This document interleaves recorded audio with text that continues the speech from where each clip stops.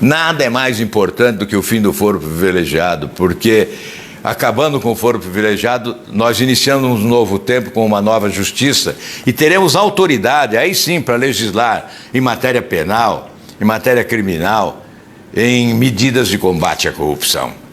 Porque nós perdemos a autoridade quando nos protegemos. Queremos legislar para os outros e não para nós.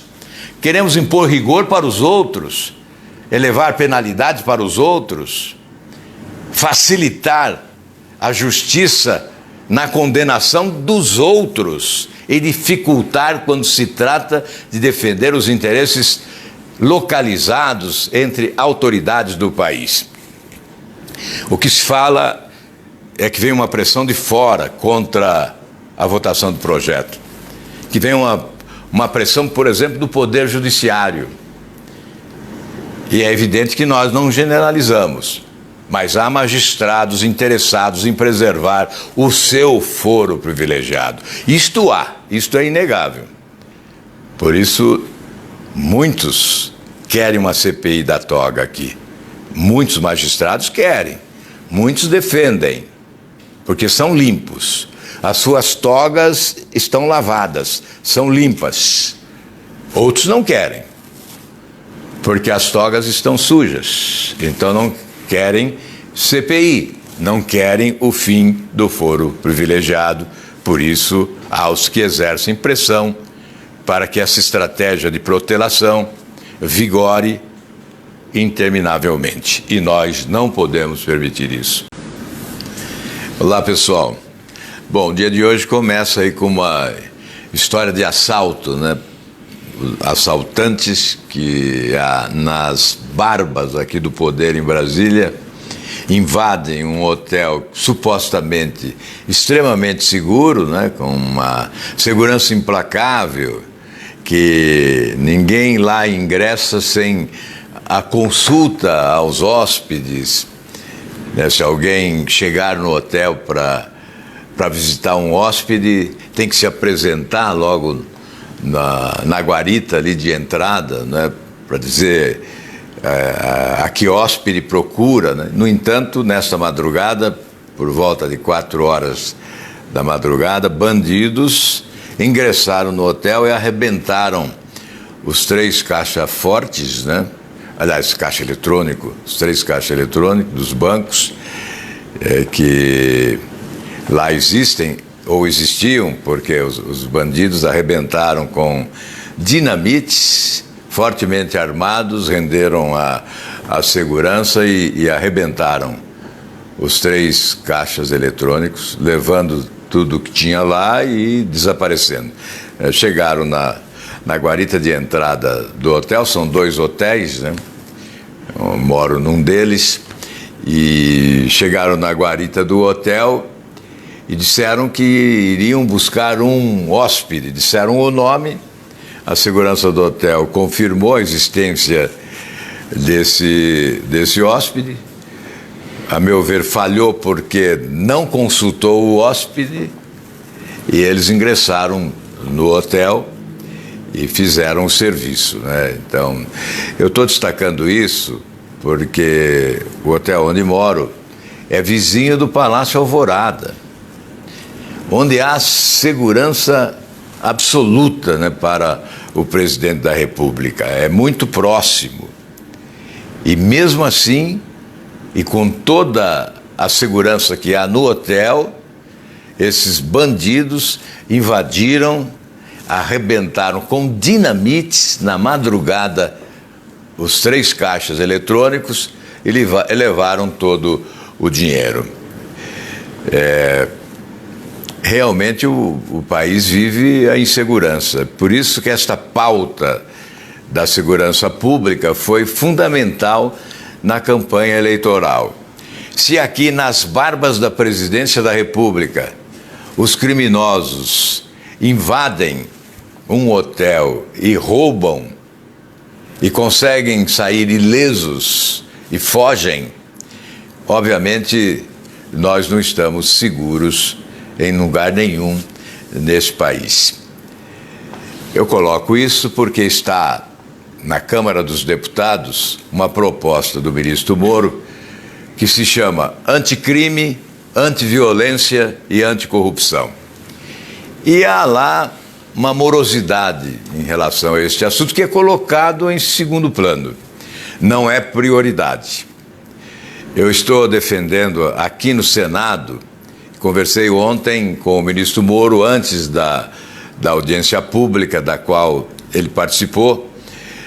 Estou defendendo, conversando com os líderes dos partidos. Ontem também conversei a respeito com o ministro Onyx. Tem que ocorrer uma construção entre o Executivo e as duas casas, o Senado e a Câmara, para acabando com essas picuinhas, não é? Com essa discussão menor, que ficaria bem num bar, num fim de semana, na hora do lazer, acabando com essa discussão menor, de baixo clero da política, acabando, portanto, com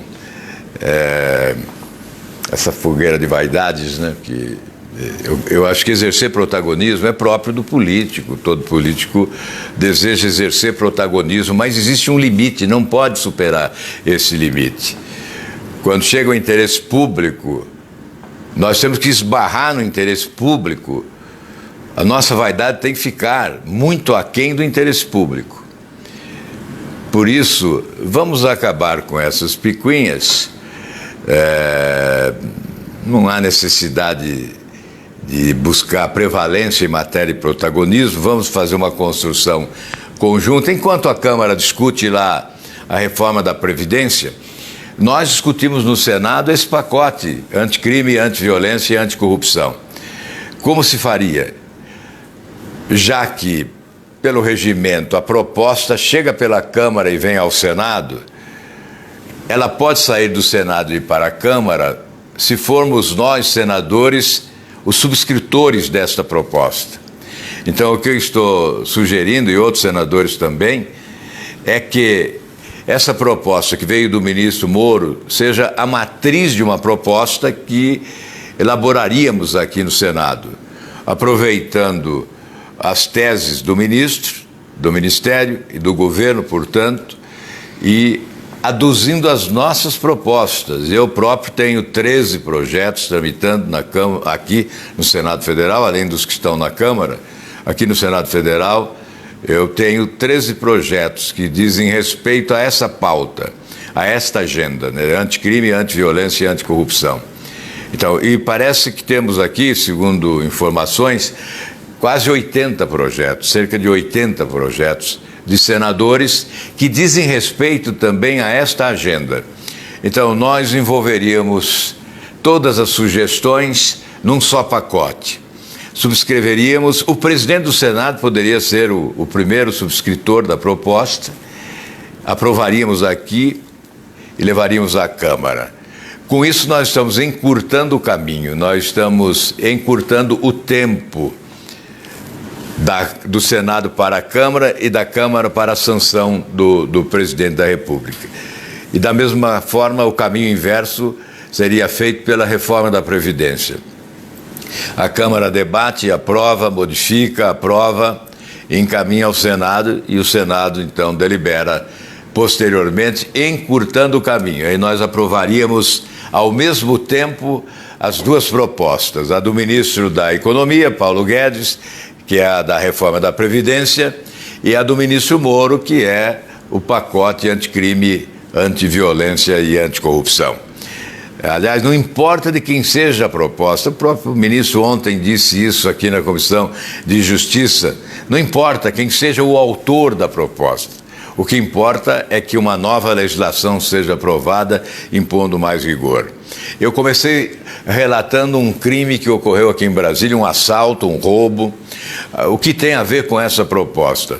Na proposta do governo, fala-se em desestimular o roubo, a violência, o crime, impondo um rigor maior nas penas e organizando melhor o Estado na defesa da sociedade, aparelhando melhor o Estado na defesa da sociedade. Por isso, ainda ontem o ministro falou de um centro integrado que será instalado primeiramente em Foz do Iguaçu, lá na faixa de fronteira, e depois, se bem sucedido, será instalado também em outras regiões do país, na faixa de fronteira, porque, como nós sempre advogamos, o crime que chega aqui começa lá, no tráfico de drogas, no contrabando de armas. A violência que explode aqui em Brasília, ou no Rio de Janeiro, ou em qualquer capital do país, começa lá na faixa de fronteira. Então, esse é um procedimento necessário que nós defendemos bastante durante a campanha eleitoral. Falamos muito disso na campanha eleitoral e será a primeira experiência será lá em Foz do Iguaçu. É um modelo norte-americano que bem sucedido nos Estados Unidos, que será agora implementado aqui e certamente dará bons resultados também.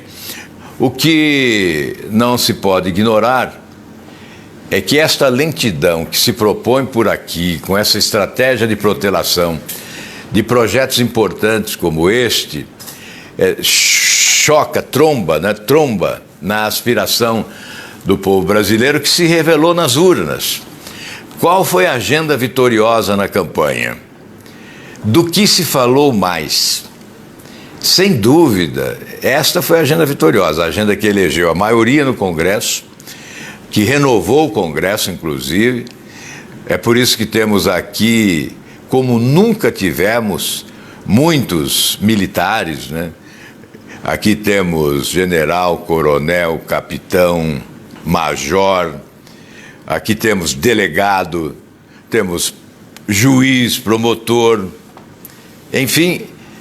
Por quê? Porque esta agenda prevaleceu.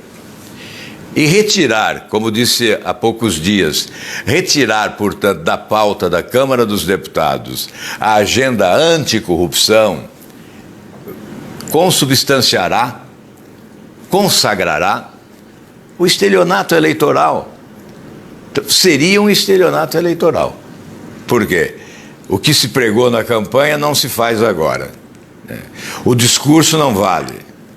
O discurso é desmentido pela prática. Então nós estamos voltando a insistir. Estamos aqui para voltar no assunto, para insistir que é possível sim votar as duas matérias concomitantemente. Não se diga mais que o pacote anticorrupção prejudica a reforma da Previdência. Votem lá a reforma da Previdência e concordem com essa estratégia de iniciarmos pelo Senado a votação desse pacote. É o apelido que deram, né? Pacote, não gosto muito, mas é o pacote anticrime, antiviolência e anticorrupção. Seria, sem dúvida nenhuma, uma demonstração de capacidade de entendimento entre os poderes e as duas casas do Congresso, e seria, sobretudo, uma demonstração de interesse em acelerar os procedimentos, porque o Brasil cobra e nós estamos atrasados. Essa agenda chega com muito atraso. Eu só coloco em igualdade de condições com esta agenda a agenda da eficiência na administração pública, a eficiência de gestão. É a grande cobrança do povo brasileiro, e é isso que ficou patenteado durante a campanha eleitoral e no resultado eleitoral. O que se buscou, eu não estou discutindo se a escolha foi certa, quando se elegeu este deputado, aquele senador, aquele presidente, aquele governador. Eu não estou dizendo que a escolha foi acertada. Mas esse foi o desejo do acerto, o interesse, esse foi o objetivo, a mudança, a eleição do que é prioritário para a sociedade. E exatamente estas duas agendas, a agenda anticrime, antiviolência e anticorrupção e a agenda da gestão eficiente, são as duas agendas, já que a agenda também é palavra da moda, vamos repetir muito, né? Então são as duas agendas prioritárias do povo brasileiro. E eu incluo aí como prioridade máxima, na agenda número 1, o fim do foro privilegiado. Eu conversei há pouco com o senador Oriovisto, que está desesperado, angustiado, já que ele chegou agora ao Senado Federal e está se sentindo, como eu também, impotente diante dos acontecimentos.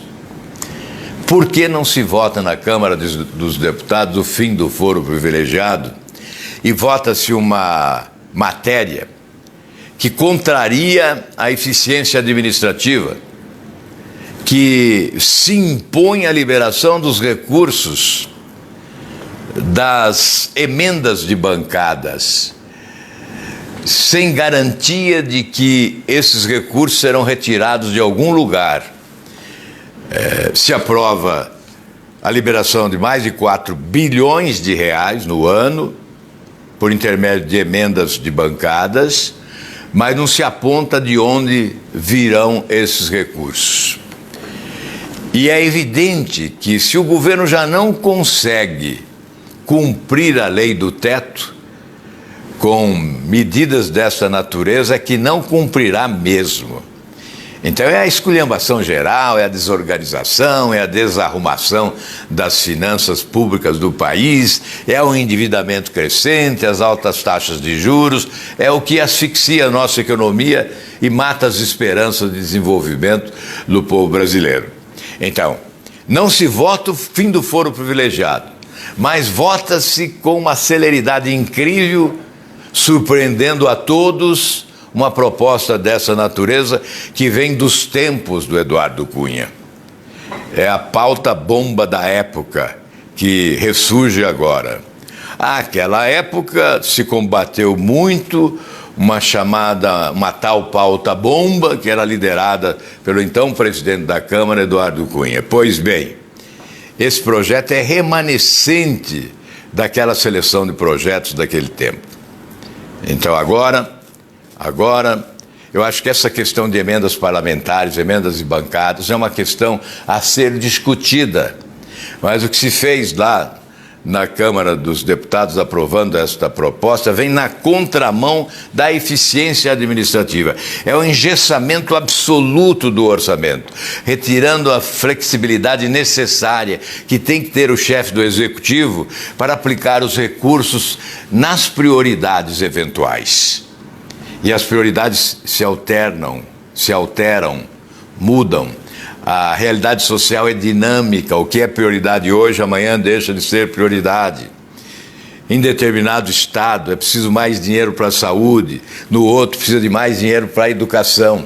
Esse engessamento vem contra a eficiência da administração pública. Então, deu-se uma trombada no avanço, naquilo que se deseja como avanço, como progresso administrativo, né, fica para trás. O que nós conversamos hoje com o Olho Visto, a possibilidade de um enfrentamento aqui no Senado, dizer, olha, nós não votaremos projeto da Câmara enquanto não votarem lá o fim do foro privilegiado. Mas eu quero fazer aqui também uma cobrança. Onde estão os movimentos que não se movimentam? Os chamados movimentos vitoriosos, que elegeram deputados, senadores, elegeram presidente da República. Onde está a agitação aqui, nas redes sociais? A agitação fica por conta da briga de um com o outro? Ou a agitação vai continuar alimentando essa dicotomia entre a extrema esquerda e a extrema direita e vai esquecer questões fundamentais para o país, como o fim do foro privilegiado, ou deixou de ser fundamental? Ou era fundamental apenas na campanha eleitoral e agora não é mais? É para proteger a autoridade, para colocar a autoridade no pedestal da impunidade? É para oferecer essa proteção, esse guarda-chuva, essa blindagem aos marginais de colarinho branco? Ou vamos acabar com essa vergonha do foro privilegiado? Sim, nós vamos tentar colocar aqui como condição para a votação de projetos que chegam da Câmara.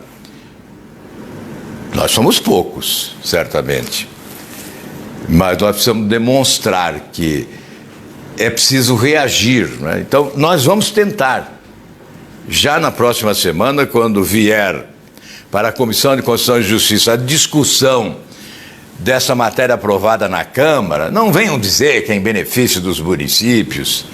Não, isso é outro interesse. Eventualmente o município pode ser beneficiado quando o parlamentar elege prioridades corretamente. Mas quem assegura que todos os parlamentares elegerão as prioridades corretamente? Um governo precisa de organização, um governo precisa de um elenco de prioridades eleito com inteligência e com competência técnica. Nem sempre os projetos priorizados nas emendas que surgem dos parlamentares são projetos tecnicamente prioritários. E por isso há muito desperdício do dinheiro público. Então essa é uma discussão, mas nós vamos, paralelamente a essa discussão, modestamente impor, porque eu repito, não somos maioria, somos minoria, mas nós vamos colocar como condição para votar matérias que chegam da Câmara, especialmente esta, nós vamos colocar como condição que a Câmara vote lá o projeto que acaba com o foro privilegiado. Assinamos esse acordo de reciprocidade, porque não existe nada mais importante no Congresso agora. E olha que eu vou ousar em dizer, a reforma da Previdência não é mais importante que isso. Esse pacote do Moro não é mais importante do que isso. Nada é mais importante do que o fim do foro privilegiado, porque, acabando com o foro privilegiado, nós iniciamos um novo tempo com uma nova justiça e teremos autoridade, aí sim, para legislar em matéria penal, em matéria criminal, em medidas de combate à corrupção. Porque nós perdemos a autoridade quando nos protegemos. Queremos legislar para os outros e não para nós. Queremos impor rigor para os outros, elevar penalidades para os outros, facilitar a justiça na condenação dos outros e dificultar quando se trata de defender os interesses localizados entre autoridades do país. O que se fala é que vem uma pressão de fora contra a votação do projeto, que vem uma pressão, por exemplo, do Poder Judiciário. E é evidente que nós não generalizamos, mas há magistrados interessados em preservar o seu foro privilegiado. Isto é inegável. Por isso, muitos querem uma CPI da toga aqui. Muitos magistrados querem, muitos defendem, porque são limpos. As suas togas estão lavadas, são limpas. Outros não querem, porque as togas estão sujas. Então não querem CPI, não querem o fim do foro privilegiado. Por isso, há os que exercem pressão para que essa estratégia de protelação vigore interminavelmente. E nós não podemos permitir isso. Então, essa cobrança aos movimentos nas redes, aos grupos de WhatsApp, a essas páginas todas nas redes, que foram embaladas durante a campanha eleitoral, que foram turbinadas durante a campanha eleitoral e que permanecem ainda aí presentes, né, nas redes sociais, por que não eleger esse tema?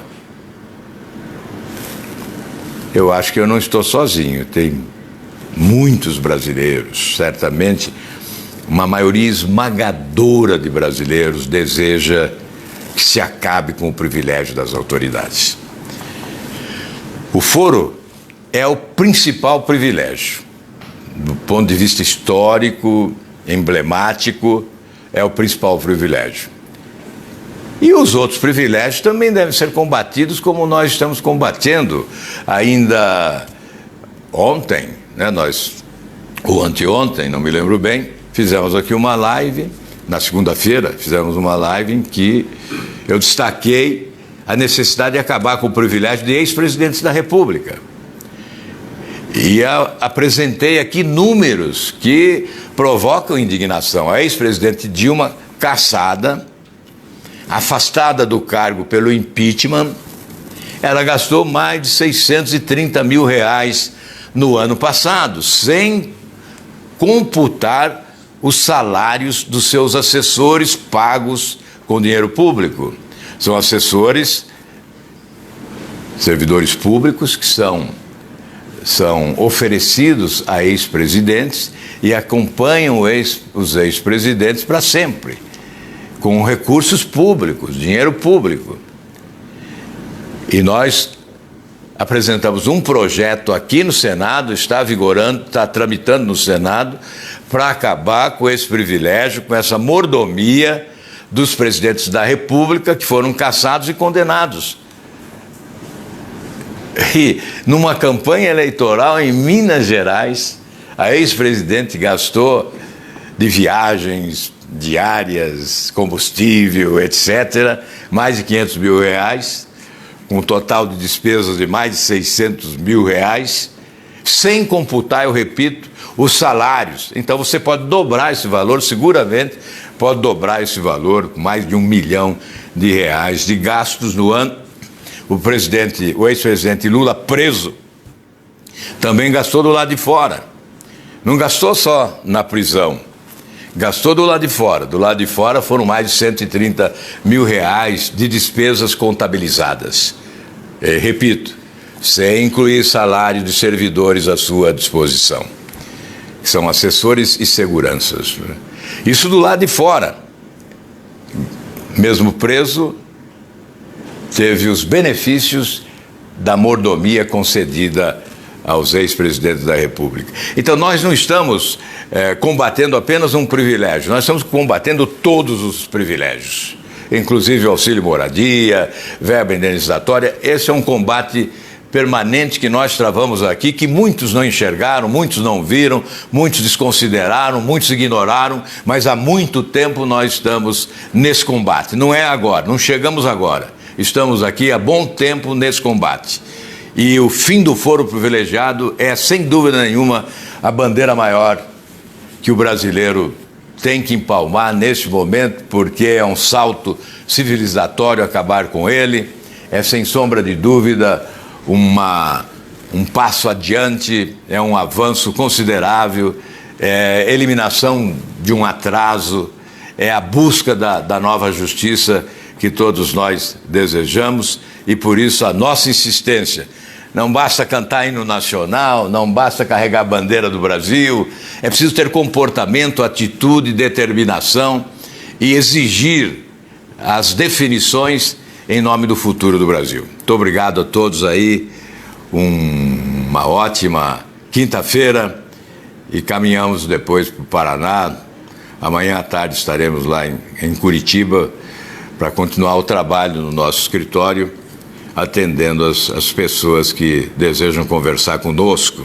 E o meu apelo final aqui para você é que multiplique, tente ampliar, vamos convencer pessoas, vamos avançar para todos os rincões desse país.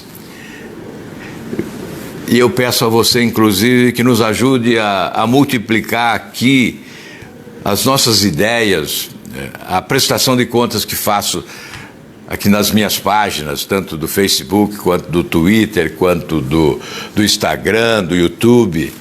Nos ajude a multiplicar. Busque seus amigos, seus conhecidos, mandem o link, peça para acessarem a nossa página e façamos dela uma trincheira de combate aos privilégios das autoridades, à corrupção, à violência, ao crime, nessa tentativa desesperada de mudar o Brasil para melhor, evitando um descalabro ainda maior, já que estamos praticamente no fundo do poço em matéria de credibilidade e respeitabilidade junto ao nosso povo e também junto às nações civilizadas do mundo. Vamos então multiplicar. Estamos fazendo esse apelo, fazendo humildemente, modestamente esse pedido, porque certamente será um estímulo aqui ao nosso trabalho e não é só uma presença de quem passa a mão na cabeça de quem só elogia para estimular, é importante estimular, mas é também a presença daqueles que podem criticar construtivamente e fazer as suas sugestões com o objetivo de melhorar o nosso desempenho aqui nesta missão que temos que cumprir pelo menos por mais 4 anos. Grande abraço a todos.